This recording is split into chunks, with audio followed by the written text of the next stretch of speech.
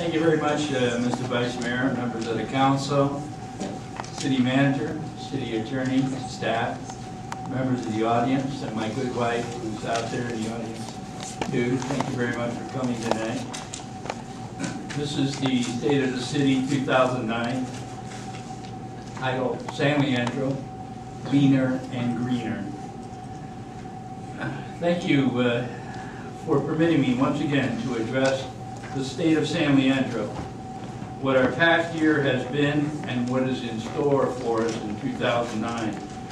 The fact that San Leandro is getting leaner and greener has a variety of connotations. We are getting leaner because much of the community is giving renewed commitments to heal their lifestyles and improve fitness. But as an organization, the city of San Leandro is getting leaner due to cuts we are making as a result of the recession. We are getting greener thanks to the industries in San Leandro that are focusing on renewable energies and more energy efficient technologies, while at the same time the city of San Leandro is working hard to reduce San Leandro's carbon footprint. Let me get the bad news out of the way. The city of San Leandro is suffering in a recession, just as all of you are in your business and homes. This is the worst decline in city revenues any of us can remember. And of course, without revenues, we cannot provide services. We will be looking to at least a $7.5 million deficit by the end of this fiscal year. In previous years, we saw a 6 to 8% growth in property taxes. This year, we're lucky if we're seeing 1 to 1.5%. Our sales tax revenues are down $3.3 million since last year. Car sales are down 19% from this time last year, which I believe is a good deal less than the industry standard. But the forecast for 2009 is grim. In fact, predictions are that 2009 revenues from sales tax and real property tax may be the lowest San Leandro has ever seen. Our revenues are truly a moving target. Every time we get a projection we think we can count on, it gets worse with the next report. We have been doing a good job in controlling our expenses. However, be that as it may, unless significant reductions or revenue increases are made to our budget, we will be facing a $10 to $12 million deficit in July when our new fiscal year begins. Of course, we're not alone in this condition. Nearly every city in America is experiencing significant drops in revenues, some worse than others. Fortunately, as I reported to you last year, San Leandro's past city councils have had the foresight to insist that we maintain a multi-million-dollar reserve for economic uncertainties. That allowed us to balance our budget last year with some modest cuts in services and programs. This fiscal year, which ends on June 30th, will also see us drawing on those reserves to keep us in the black. However, those reserves are just like your savings accounts at home. Once it's gone, it's gone. And we won't have that money to fall back on again until the savings can be rebuilt once more. The City Council is taking a hard look at our use of reserves this year and may very well come to the decision that we can't reduce those reserves any further.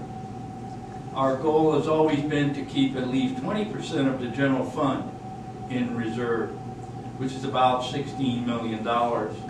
But we haven't been able to hold that line and will likely be dipping into the reserves to end this year with a balanced budget. It is looking more and more likely that we will be headed to 10% cuts throughout most of the organization.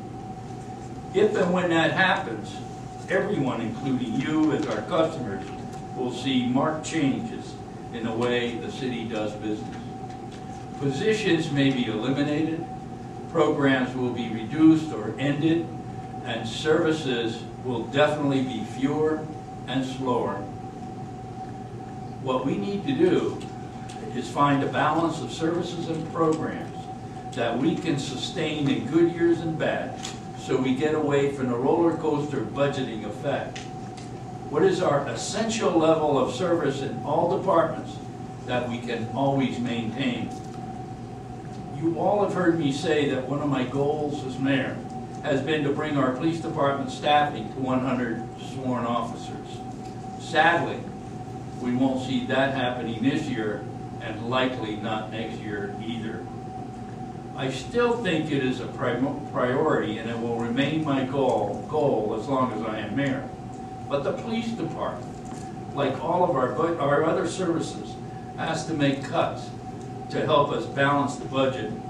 Those cuts could very well include vacant police officer positions. We may be able to get federal help to pay for one officer position. There is the hope that the Citizens Option for Public Safety Program, better known as the Federal Cops Program, will be authorized again in next year's federal budget. That might give us funding for one officer, but that comes with strings attached, with promises from the city to continue paying those costs in future years. But remember, we can't have a city with just police and fire service and only skeletal libraries or parks. No one would want to live here.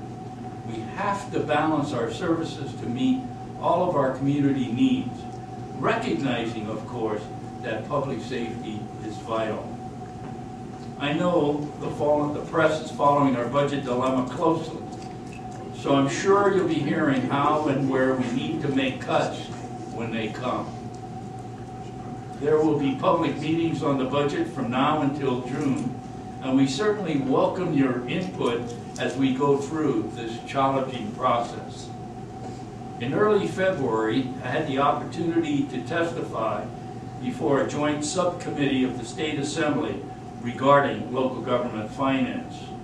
I was able to share with them the plight of local government in this downward economy. One point I made to the subcommittee was the urgent need to reform tax codes to allow local governments the ability to create new revenues. One area we need to explore locally is building a closer relationship between our school districts and the city in the area of taxation. Our school districts are having budget problems just as we are. We need to collaborate on ways of improving our revenues to maintain our schools and our city services. There is money in the President's stimulus package to help districts through these difficult economic times. However, it probably will not be enough to offset the current financial situation of our schools. As with local governments, schools must look beyond the state for funding. We need to work together to see if we can create revenue sources from right here in San Leandro. One idea that is floating around is the concept of building a new administrative offices for the San Leandro Unified School District in the downtown area. The district is badly in need of new administrative offices, and it could certainly use the school space at Madison Elementary School for classrooms. The district moving downtown could improve the downtown and bring more shoppers and diners to the area. Further, we know that there are many at-risk youngsters in our community. Dr. Dennis Bias, San Lorenzo School Superintendent, recently paid a visit to Juvenile Hall and ran into some of his Arroyo High School students.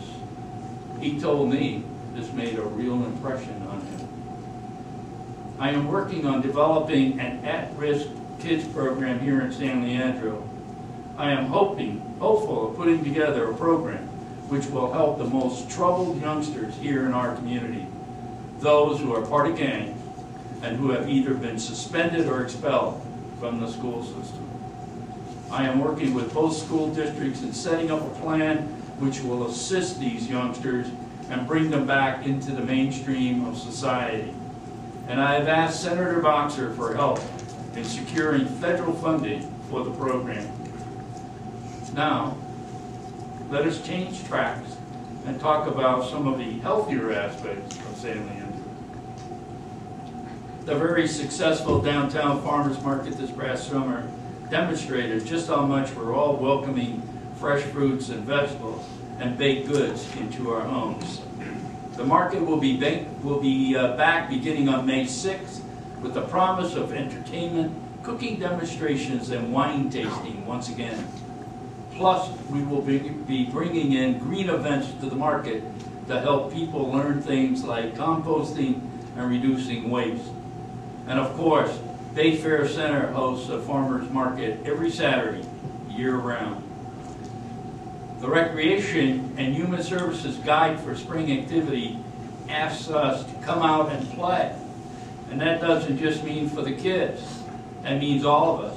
We need to get a little more play in our lives.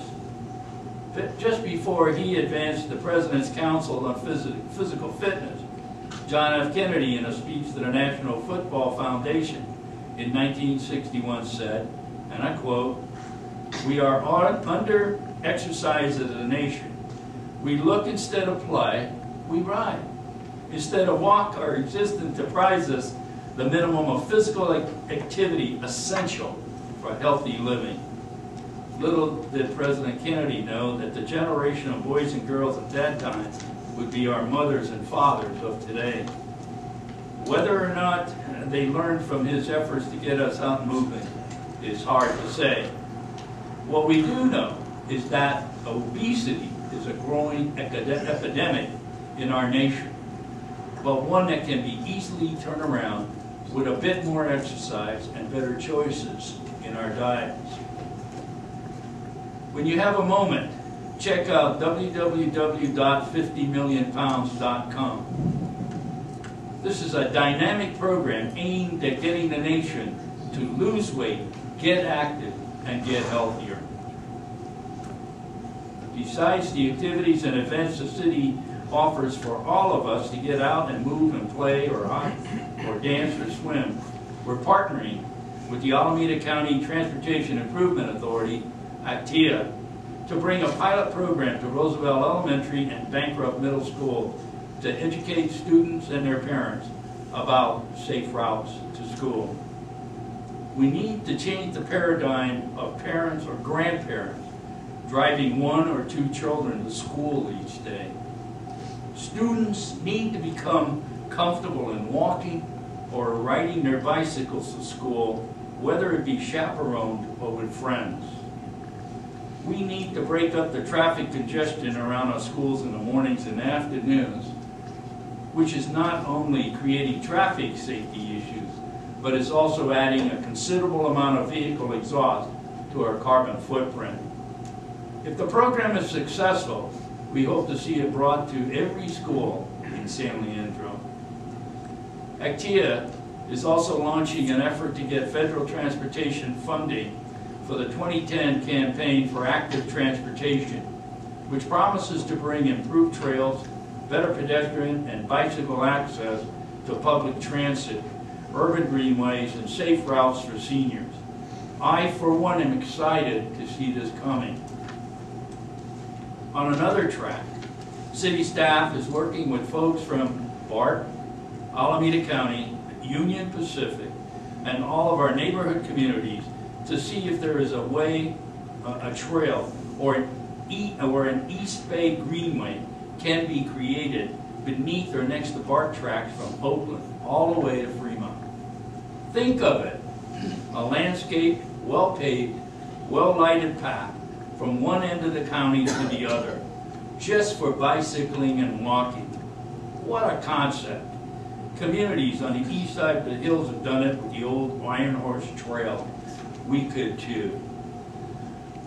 One of the city's largest efforts towards reducing vehicle miles traveled is a transit-oriented development plan for the downtown. I recognize that the Bridge Housing Project has created some controversy.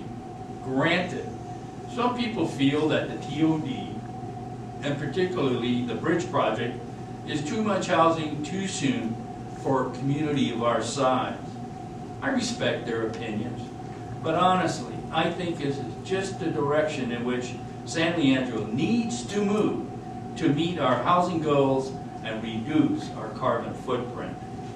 And to a great extent, the state legislature is leading us toward the TOD development with passage of Assembly Bill 32 and Senate Bill 375. AB 32 has said that California communities must reduce greenhouse gas emissions by 2020 and beyond. The city's objective is to reduce GHG by 25% by 2020. SB 375 says that our land use decisions have to be consistent with regional planning needs for housing and greenhouse gas emission reduction. In other words, reduce vehicle miles traveled. We already know that the Association of Bay Area Governments, in its housing needs assessment, identifies San Leandro as needing to provide 1,630 more housing units by 2014, and nearly 600 of those should be for low to very low income families. The bridge project will only get us to about 25% of this housing goal for at-market and affordable units. And to add to that projection, we've heard that California is expected to grow by another 20 million people by 2050. People want to live in clean, safe, well-planned communities, and San Leandro is certainly one of those communities. Some current residents bristle at the thought of our population growing, but I ask, if they chose to live in San Leandro, why can't someone else choose and have the opportunity to live here too? I think we need to put the concept of low to very low income households in perspective. A waiter or waitress has an average salary of $18,500. Their affordable housing cost should be about $460 a month. A retail salesperson typically has an annual salary of $27,500, and their housing cost should be about $695 a month. A middle school teacher makes about $63,000 a year and should be spending about $1,575 a month in rent. Now I ask you, where can people find rents at these prices? Some exist, but not nearly enough to allow these important members of our community to be able to live in San Leandro.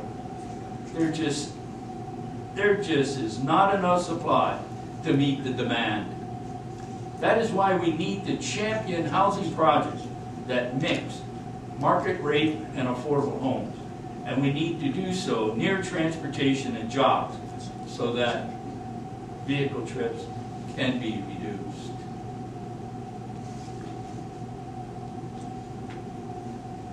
Now, let's talk green. We got some exciting news recently.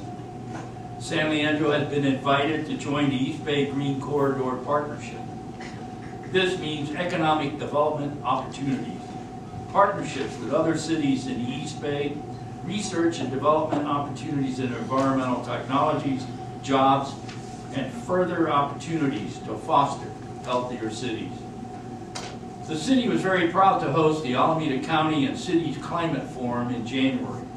Elected officials and staff from every city in Alameda County and the County Board of Supervisors participated in a day-long discussion about a coordinated county-wide response toward reducing the carbon footprint throughout our region.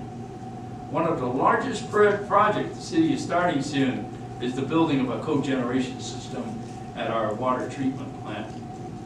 As you can imagine, everything that gets washed down or flushed through our sanitary sewer systems generates a good deal of methane gas as it is processed. With the new cogeneration system, we're going to be able to capture that gas, use it to power our generators, and treat the wastewater. The new system will also accept waste grease from commercial waster haulers to enhance the process and increase the methane gas production. It is going to save energy, improve performance of our treatment systems, and generate revenue. We anticipate saving $360,000 in power costs and eliminating more than 1 million pounds of CO2 emissions each year. Plus, we will be able to send any unused power back to the grid. The water treatment plant is also recycling 97 million gallons of water a year. This is great, and we are trying to find even more efficiencies in our community. We have had discussions with Waste Management about developing a waste-to-energy facility at the Davis Street Transfer Station. That would benefit all of Alameda County. And we have some other impressive businesses in San Leandro that are making some remarkable strides in energy conservation and environmental protection as well. OSI Soft, for instance, recently won a Technical Innovation Award for its advancements in environmental sustainability and energy management. They are developing cutting-edge technology in this field, and we are proud to have them here in San Leandro. Clear Air on Wicks Boulevard won the Breathe California 2008 award for its development of diesel emissions control devices, virtually eliminating soot emissions from diesel motors. Clear Air is a subsidiary of Customs West, which is also on Wicks. The city is presently contracting with Clear Air to retrofit our own fleet. You might want to think about it for your business fleet. Energy Recovery Inc. on Doolittle Drive has become a global leader in the development of ultra-high efficiency energy recovery products and technology for desalination. They have numerous contracts around the world to help companies and nations affordably turn seawater into potable water. This technology is going to be more and more in demand, so it is good news that ERI has plans to expand and move into a larger location right here in San Leandro. Very impressive for a small town like San Leandro. I know in these tight times it is hard to commit being totally green. Not all of us can go out and buy a hybrid, install solar panels on our homes, or use wind-generated energy to power our businesses. But we can all make small changes in our daily lives to be greener. The next time a light bulb burns out, replace it with a compact fluorescent or LED globe. Use a tote bag instead of paper or plastic at the grocery store. My wife does. Turn your water heater down to 140 degrees or lower. At work, copy on both sides of the paper instead of one. There are a lot of simple things we can all do that save money and energy. Let me touch on some other business news. As President Obama said to a group of CEOs meeting at the White House recently, business, not government, is the engine of growth in this country. And that holds true for San Leandro as well. Bay Area Kenworth, the leading medium and heavy-duty truck dealership in Northern California, is moving to San Leandro. They will be occupying the property at 1755 Adams, where Valley Power used to be. I understand they will be open in a matter of weeks. That is new jobs coming to town. And Creekside Office Plaza has given us the terrific news that they are poised to begin construction on their third and final office building, the parcel that is next to Davis Street. We are being told that the primary tenant looks to be a service provider for disabled individuals. They were particularly drawn to this site because of its quality as a Class A office park and because it is so close to Barton. Construction could begin as soon as April 1, bringing more new jobs to San Leandro. And General Foundry is moving into a new building in Bayside Business Park. They have been operating very successfully on Merced Street near the old Albertsons distribution site. That property was sold for the retail project next to Kaiser, so they are moving to Bayside Business Park and expanding their operations.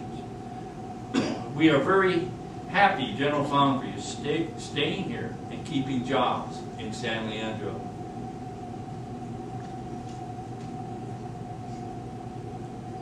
There is great hope. There is great hope all throughout the country that the new $789 billion economic stimulus package the President signed will bring jobs and needed improvements to our nation, our state, and our city. On behalf of San Leandro, I was able to submit a list of 22 different infrastructure projects through the U.S. Conference of Mayors, totaling $78 million that are shovel-ready and ready to create jobs for our community.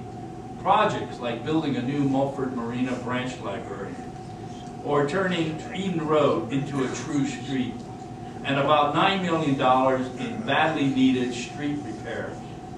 Our list could conceivably bring as many as 1,800 jobs to San Leandro as soon as the funding is released and projects get underway.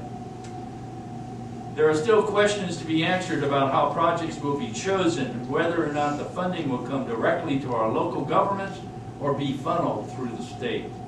However, we are ready to get underway with any of these projects as soon as Washington gives us the green funding light. Separate from the stimulus projects, the city is asking Senators Feinstein and Boxer and Congressman Stark to carry 3 very important projects forward for funding in the 2010-2011 federal budget.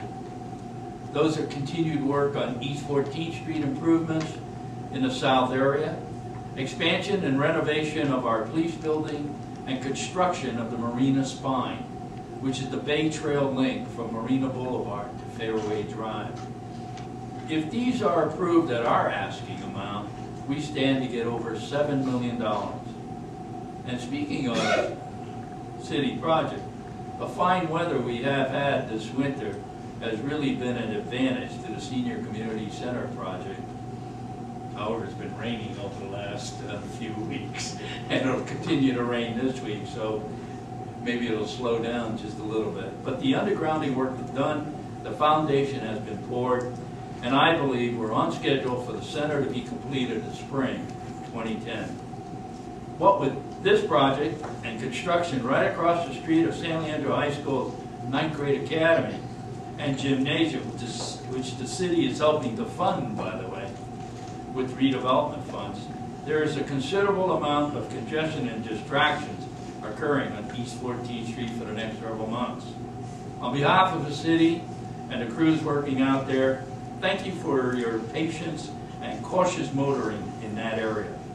It is realized it can be challenging during the day. And we are making steady progress on a vision for the future of our shoreline and marina. The firm of Cal Coast Developers has been brought on board to work with our community and the City Council to create a development plan that will provide us with the highest and best use of this valuable property, while at the same time creating a self-sustaining development that will stop being a drain on the city's general fund. The Shoreline Development Citizens Advisory Committee has been meeting regularly since December. The CAC is made up of city board members, commissioners, residents, business owners, and representatives from various stakeholder groups, including boat owners, environmentalists, housing advocates, and others. We are finding these folks have a very positive vision of San Leandro and its future, and they are very committed to bringing us a quality product. We hope to announce town hall meetings in late April, and we anticipate a report will come to us in the fall with recommendations as to how the Shoreline Marina can be developed into facilities and amenities that all of our community can enjoy. Right now, our plan is to do a modified dredging of the Marina Channel, which will keep the boat launch ramp open to small craft the Army Corps of Engineers will be able to do this for us, hopefully sometime this year. We will still have to pay for the disposal of the dried materials at some point, but we are exploring our options. The plans for Kaiser Permanente to build their new medical center here in San Leandro remains on track. You can see the old distribution site has already been demolished. The last projection we have heard puts the opening sometime in 2013.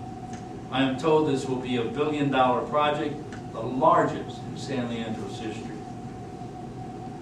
We are expecting that the environmental impact report will be released this spring, with Planning Commission and City Council review of design and plan development in late spring and summer.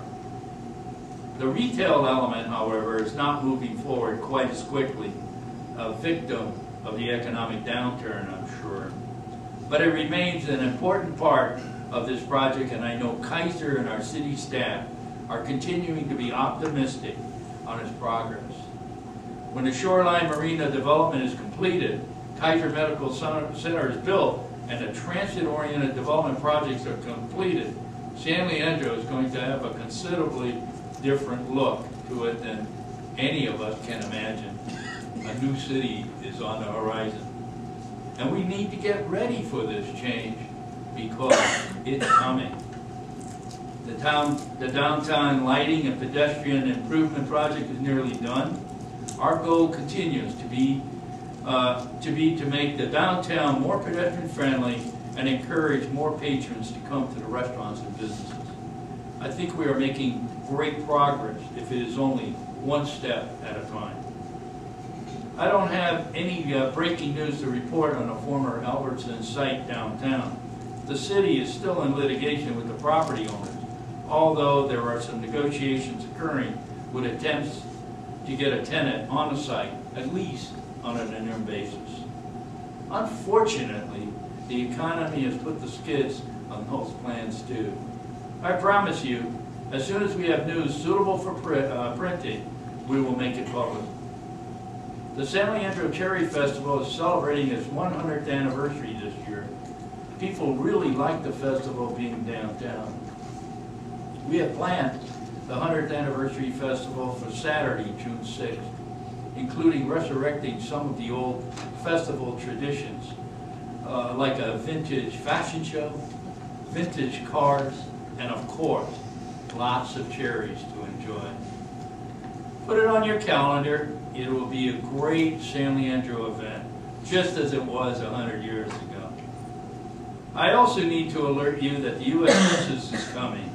Yes, it has been nearly 10 years since we all did Census 2000. This year, we are forming a complete count committee to make every effort to count absolutely every person who lives in San Leandro. And I am now a member of the U.S. Conference of Mayors Census Task Force, representing smaller cities like ours across the country. We had a better than average reporting rate in 2000, but we can do even better this time around. What we need to do is make contact with those hard-to-reach members of our community and help them understand how important it is that they participate in Census 2010. By hard to reach, I mean non-English speaking people, new immigrants to the U.S., seniors, and even the homeless. They need to be counted too. Every person counted means that we have better representation in Sacramento and Washington, D.C., and better opportunities to receive state and federal funding. Every person not counted could lead us to losing $2,200 in yearly federal funds. If you or someone you know has a communication network with a special segment of our population in San Leandro, I want to hear from you and find out how we can be sure these individuals and families are counted on April 1, 2010. I will definitely focus more on Census 2010 in my address next year. I've heard, by the way, that the U.S. Census Bureau is already recruiting temporary part-time census takers for the 2010 census. The pay is good, the hours are flexible, and to work as close to home. And as I close, I want to welcome our newest member of the City Council, Councilmember Ursula Reed. We were sorry to lose Councilmember Sirlene Grant in District 2, but she served her district and all of San Leandro well in her 10 years on the council. I have every confidence that Councilmember Reed will do the same. On January 20th, we all witnessed a historic event when Barack Obama was sworn in as the 44th President of these United States. President Obama's inaugural speech spoke of courage, determination, progress, and a renewed hope in America. I hope all of us can be a part of this change, creating an exciting and dynamic future for San Leandro starting today. Thank you to all of my colleagues on the City Council for their hard work in making San Leandro a great place to live, work, and play. I am thankful for the many hours the Council spends in making certain we remain a great city. Thank you to all of the hardworking men and women of the City of San Leandro for the remarkable, dedicated job you do for this community. Thank you for your considerate attention, and here's to a very healthy and prosperous 2009. Thank you.